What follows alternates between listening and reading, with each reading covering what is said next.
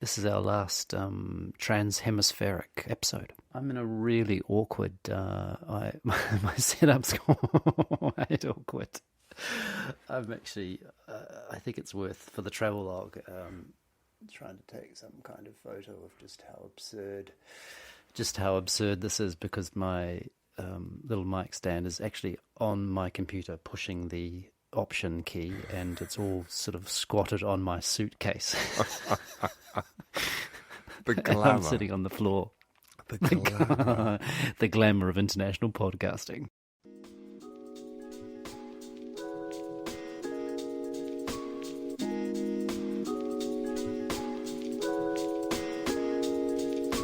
This is a podcast in which two friends have serious conversations about silly things and silly conversations about serious things.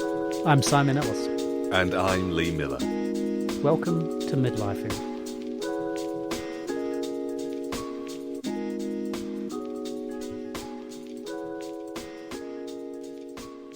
How are you? I'm okay. I'm on the road.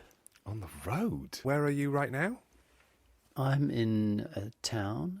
Well, it's a city, but I'm not in the city. I'm in the city called Dunedin, which is in the deep south of the South Island of New Zealand. Is it beautiful? Of course it's beautiful. Everything is beautiful in New Zealand. Yes, and it is beautiful, and I'm staying with some old friends. Well, when I say old friends, they are friends I've known for a long time. They live very much on the outskirts. I mean, it's really in the country, really. I'm not sure they would say that. It's extraordinary. But today, it's kick-ass cold, although I suspect not quite at your level. I think I experienced a 2-degree moment today, so that was quite chilly. Where did you experience that? Around my ankles, because I I was wearing those You had trousers. bobby socks on, didn't you? I did. I was wearing those trousers that tend to sort of stop just above the ankle, because, you know, it's cool and trendy. It's fashionable. Both of those things. But they're not forgiving in winter. So, yeah, I'm in Dunedin, and this is where I went to university. This is where I... Is it, though? My first undergraduate degree and my master's degree were here at the University of Otago. Okay, wow. And I spent the day yesterday in fact, the old phys school, where my friend he now has a corner office. I spent the day working there. It was amazing, actually. Very sort of, stirring up ghosts. Yeah. And how are you? I've had a funny day. Funny, weird. Yeah, funny, when it's all over the map. And you kind of just you go from there to, you kind of go, oh, I'm getting whiplash from all the things that I'm doing. Does that make sense? I remember that experience, but yeah, I haven't had it for a long time, but yes. So I woke up at 4 o'clock this morning because somebody, I'm not going to name names because that would be inappropriate. Jeffrey. But well, I hope it wasn't somebody Bob. was sitting. Well, wait, yeah. As a rule, I don't lock Bob in the hallway at bedtime. I mean, not never, but not as a rule. Somebody at 4 o'clock started to just gently keen, and it was insistent enough to wake me up. So I opened the door and looked at him and I said... But not Bob, right? It wouldn't wake Bob up. Honestly, you could set rockets up her nose. Choo-choo. And she would be fast asleep. Yeah. These things just do not disturb her in the slightest. I heard it. Can I? No, No, go ahead. Interject. No, I just was one of the things that the friend I'm staying with, they're old friends from phys school, and one of the things that they're experts in is it's something called adventure racing, and it says it on the tin really, but adventure racing is these long races, sometimes 5 days, sometimes 6 days, where they're traversing very complicated terrain, and they'll be doing some of it'll be cycling cycling, some would be running, walking, other times they'll be kayaking, and it's full on. My friend Jim was telling me a story about another friend who I'll be seeing tomorrow, who and one of the things is they have to really monitor how much they're sleeping and how much not to sleep. So there's a race on this weekend which will last more or less 36 hours, but they don't sleep. They won't sleep at all. And in these long races, it's really judging how much to sleep and how much not to sleep it's quite a fine line. But one of the things that this other friend did to keep himself awake while the others in the team had to sleep, so that they didn't all fall asleep and then just fall asleep for like 6 hours, was he sat there with a stick poking up his nose to stop himself falling asleep. And I was just thinking that Bob would have been just fantastic if you could just poke a stick up her nose and she'd still be asleep. This is absolutely, Bob is built for, I mean, I think she would... Not for adventure racing. No. She is built for bed testing. If you were to say to Bob, oh, you can have 12 hours sleep today, she'll go, oh, why so little? Yes. Who have I upset? What are you trying to do to me? Why would you? Do you not care for our why marriage? Would you torture me thus? So obviously at 4 o'clock in the morning with the gentle... I'm so jealous. Me too. The gentle keening outside of the door had no impact on her whatsoever. So I open the door and because it's 4 o'clock in the morning, I look at him and I say, Jeffrey, exactly what is it that you're trying to communicate to me? Use your words. So he did. He used his words. He picked up his blanket, and when he picks up his blanket, it means he's ready to go downstairs. Yeah, So I was like, okay, but it's not breakfast time. And then he walked downstairs with his blanket and then stood looking at the door. Like, oh, do you need the toilet? So that's how my day started at 4 o'clock. Hey, wait, but why? What happened to his rhythm that happened to go? Don't know. Don't know, just something. I think it might be to do with the drop in temperature. Oh, yeah. I think he might have gotten a bit cold and just woken up. So he took us out, or took me out, I should say. Well, us, because it was me and him. He did what was necessary. And then I was taking my shoes off and thinking to myself, oh, I'll rearrange his blankets at the top of the stairs. That would have been totally unnecessary because I found him fast asleep in my bed by the time I'd got upstairs. And there was no moving him. No moving him at all. So I had to slide into the bed and sort of like just... The only word is finagle. I had to finagle my way underneath a Dalmatian so that I could get a combination of mattress and blanket and a significant portion of Dalmatian. And I managed to fall asleep. And then at about maybe 7:15, I'm woken up by hot breath on my neck and this wagging tail. And he's lying diagonally across me, wagging his tail and gazing in my eyes. Oh, like, with love. What should we do today?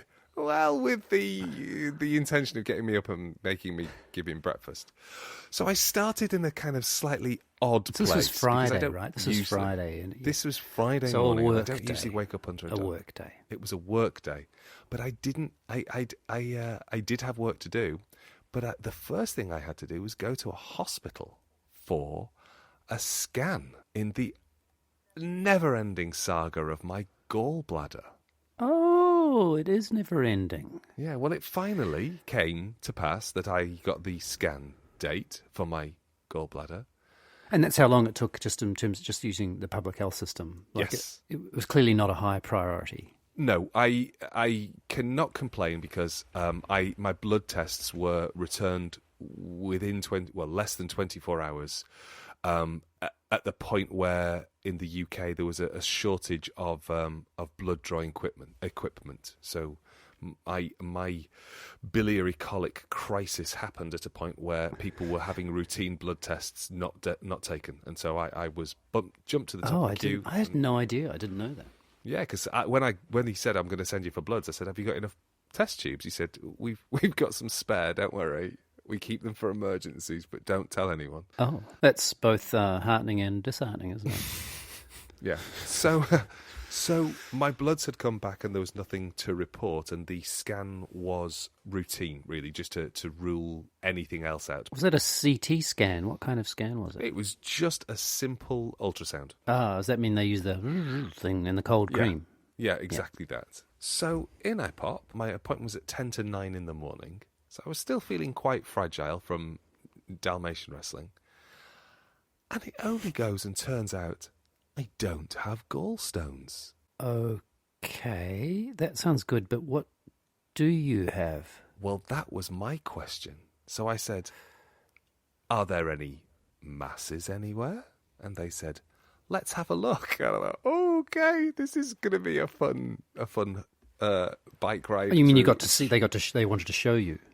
No, I couldn't see because of the angle I was at, although they did let me take a photograph of the screen eventually so that I could take it back to Bob because Bob insisted that I had a photograph with. Of course, and hopefully it'll be in the show notes. I will share my gallbladder with you all, which is remarkably free of stones. So the first bit of the scan was, so I can see a bit of lovely liver. I said, okay, so I've got a lovely liver. And she just went, I didn't say that. I said, I can see a bit of lovely liver. I didn't say it was all lovely. That has yet to be determined. This doctor, nurse, sounds like they have a wicked sense of humour. The radiologist, and she was very good. And she finished my scan of my liver and she said, clearly you don't drink. That is an excellent liver. And I told her that I started drinking at the age of 40. And she went, right. You can have as much as you want and nobody will be able to tell until you're long dead. Really? So that was her perspective. I mean, really. So breakfast time cocktails while midlifing next weekend is a distinct possibility. Absolutely. Nice. She Nice. then went on to have a little look at, she did my gallbladder, all fine, nothing wrong with it, very healthy. Pancreas, very good. Then, you've got quite big kidneys. I went, is that something I should be worried about? She said, no, you're 6'2", you should have big kidneys. They're entirely proportionate for a man your size. Okay, but they're bigger than mine. It's like, okay, good. I don't really need them to be compared to your kidneys. And it's so great. I love the idea that I'm my podcasting partner has like the biggest kidneys in the world. He's like 98th percentile kidney size. I love that because if I wanted to podcast with anyone, I'd want them to have big kidneys. That's for sure. I've got BKE, big kidney energy. Yeah. Yeah, so she was saying that... It's all good so far. Yeah, all good. And anyway, so basically, there is nothing in my internal organs that could indicate why I had that pain. So I am a medical mystery. Oh, and really? Mm-hmm. And so is there a sense that, I guess they just don't know whether it will happen again? Yeah, I guess that's just a case of watch and wait. And if it happens again... Well, I'm really glad that I didn't have my gallbladder whipped out for no apparent reason. Oh, yeah. Yeah, because... And do you feel better knowing that you don't know, and versus that it's something that you do know that could be not great? I think I feel better knowing that it's not gallstones and there is nothing else that can be seen. So you're happy with the idea, in effect, that it's also, but you're okay with the idea that they don't know, and you don't know what it is or what happened. Yeah, because I think I understand that bodies can just do weird things every now and then and present with symptoms that appear to all intents and purpose to be exactly what's going on for one thing, but it's not. But, it's an unknown. Yeah, yes, thank you, Donald. It was exactly that. Yes. We were going to get Donald Rumsfeld as our first guest for midlifing, but he bloody joined your mother's spreadsheet. Dirty rat. Dirty rat. Yeah, so there you go. So I don't have gallstones, don't know what was going on. And you haven't even had morning tea yet, have you? No, this is all this is all first thing. What in a the day. Morning. I know. And then it was just this episode might have to be a bit long. I'm one of the things that happened to me, this is unrelated, when I left Wellington, my eldest brother took me to my other brother's place, and on the way we went to a what sort of shop? It's when it's like a when they sell, it's like a wholesalers, is that right? Mm-hmm. You know, when they're sort of selling bulk things. Mm-hmm. And you don't pay VAT on it.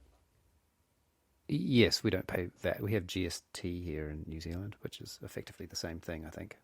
But yes, that might be right. And he bought me, I like to think of it as a gift, but it also could be considered a part, like a shot across the bow. Did he get you a shovel? No, he there's a piece of in New Zealand there's a confectionery they're called jet planes. They're quite famous in New Zealand. As they say here, world famous in New Zealand. All Kiwi listeners will know exactly what I'm talking about. And jet planes they're like wine gums, but they're in the shape of jet planes. Okay, yes, I think I've seen them. And he bought me a 2-kilogram bag. Holy wow. He's assuming you're never coming back, and this is just so you have a flavour of New Zealand with you until your dying day. Or he's trying to give me diabetes. But the funny thing is that my suitcase is an entirely different weight now, as you can imagine. So I'm hoping that the person I next see on my little New Zealand tiki tour before I head back to winter, the man who keeps himself awake by putting a stick, by propping himself up on a stick with his nose, will help me. He might need them. He might need the energy. I think he might. I think he's the sort of person that could and would consume 2 kilograms of jet planes. Wow. Yeah. So how's the grand tour going? Well, I have. It's not really a grand tour. I just on Thursday I snuck down to Dunedin, and then I'll go to Christchurch, and then I have to go to Auckland in order to fly out of New Zealand. So it's just to see a couple of friends. It's very different. It's very different being, and it's a very very deeply sad to leave my mother's house for the last time. I won't see that house again. But then also really beautiful just to be amongst families. The parents, I don't necessarily know the children that well, actually, because I haven't been around in New Zealand for so long, but their children, and just to be around them and being amongst other families, and it's really, really beautiful just to be having conversations that, they certainly touch on the last couple of months of my life, but also things that are going on for them. And it's sort of it's a strange thing about when you're the insular nature of the experiences I've just had, and it just there's a slight feeling of them opening out, that you might say the world's still going on and people are still doing the things they're doing, and I sort of hinted at this last week, I think, but there's a part of me which really wants that, and there's another part of me that doesn't want. It's a slightly. So yeah, it's been really beautiful just to. Just to be around people and having conversations. Often those conversations about things that have changed in the last 20 years, and this entire trip. Of all the things, it's also I've seen people that I haven't seen, some of whom I haven't seen for like 25 years, and it's been quite extraordinary, really. That lovely thing of people not changing but changing. Yeah, you're still the same. That thing we say. Yeah, you haven't changed a bit, except the package that you're in looks nothing like the package that I left you in. Totally. Except exactly like it. Exactly. Yeah, it's that weird thing, isn't it, where that you're confronted by somebody who looks significantly different, but at the same time they don't look at all different. Yeah, exactly. And we went. Another friend who I used to dance with lots, who I think is an FL, a faithful listener. He we went for a walk along the beach and bumped into 2 friends of his, and. The woman of the 2, she was looking at me and saying, "So what's your name?" She goes, "I'm sure I recognise you." And I had there was a little moment when I looked at her, I said, "What's your surname?" And it turns out that she taught me sports massage in 1990. Oh, and my God. The thing I remembered about her was that she'd been really sick for 2 pregnancies, that she'd just been, like, these 2 pregnancies, she was constantly sick. And that was the thing I remembered about her. And she goes, "I can't believe I was telling students that." Well, it's that thing about the insularity of the experience that we're having. It's, it's all-consuming being a human, isn't it? Yeah. Yeah, When you have experiences that are non-normative, like intense morning sickness, I can't imagine it leaves you in your even remotely right mind. no, but yes, but it was a slightly. I mean, you know, she must be. I mean, I guess she's 60 now. I'm just guessing, but which also makes me sort of slightly smile because she was teaching us, and I at the time you know, whenever you think of someone teaching you, just assume that they're a lot older than you. Yeah, yeah. So ridiculous. You know, I would have been 21. So she would have been late 20s, possibly. Yeah. Just a baby, and. Yeah, so it was pretty. So yeah, just those little. I mean, New Zealand is a little bit like that, and Dunedin is a pretty small town. But it's that sort of sense of knowing people is it's thick. Yes, just powerful sense of place, and part of that sense of place is also that sense of familiarity with how people are and their posture and gestures and tone of voice and all those things that just are deep in you.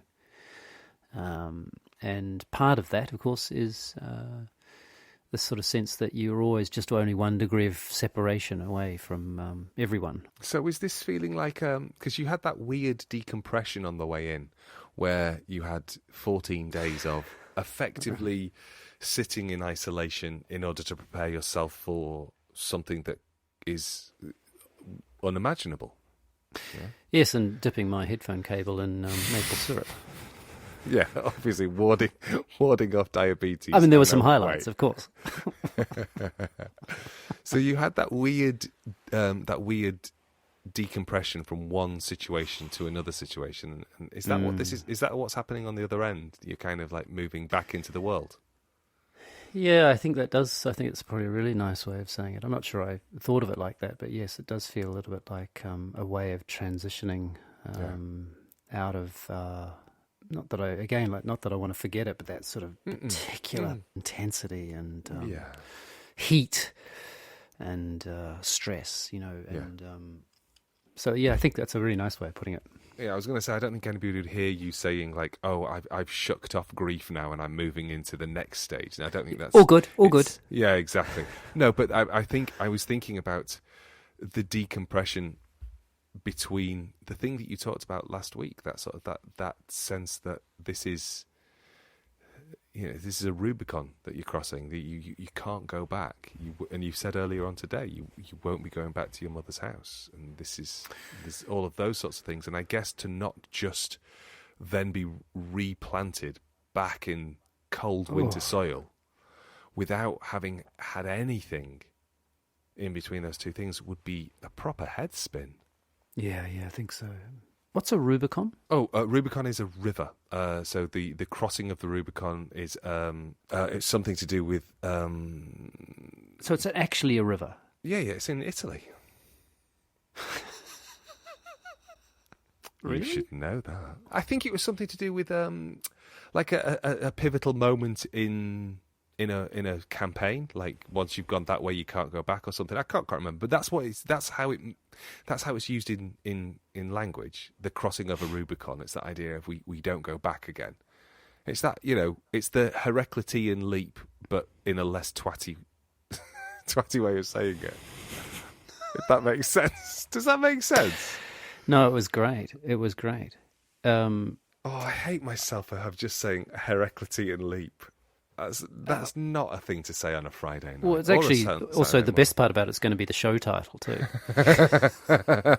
Which Hericlitan leap, or so you can't escape it. It will be exactly. Exactly.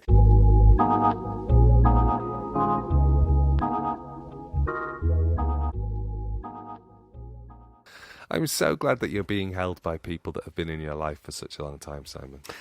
It's a very, very beautiful way of putting it, and yes, it's. I feel very, very moved by also just the sort of simplicity of it as well. Like it's, you know, there's nothing fancy. And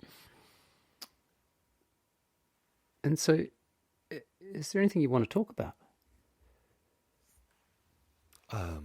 I know we're talking about things now, but yeah, I mean, did I come today prepared with a topic? Perhaps.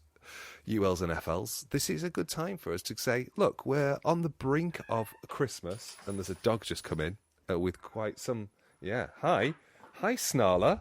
So Jeff has, you know that, did you know that Jeff does the proper Dalmatian smile? I don't know there's such a thing. Oh, okay, so this will be in the show notes. Dalmatians, they snarl, they bare their teeth at you. Oh, not smile, snarl. Well, they refer to it as a smile because it's done in kindness, but it's often misread, unsurprisingly, because this large dog walks towards you baring its teeth, and Jeff does it. He's the only one of ours that's ever done it, and Jeff wanders in, particularly when he's just woken up, and he'll just go ha and pull this face and make this noise, and you think, is he going to bite me? No, he's not. And he just did that, and then fucks off again. But that was it. He just came to smile at me, and then he went away. Left the door open so I can now feel a little bit of a breeze around my ankles. ULs and FLs, we are steaming towards the festive season. This is the time for you to use info@midlifing.net and maybe, ask us to recommend things that you should buy for your loved ones, or perhaps ask us to solve those festive problems. Like, how do you spend time in a house with relatives that you don't like? Or how does one make panettone?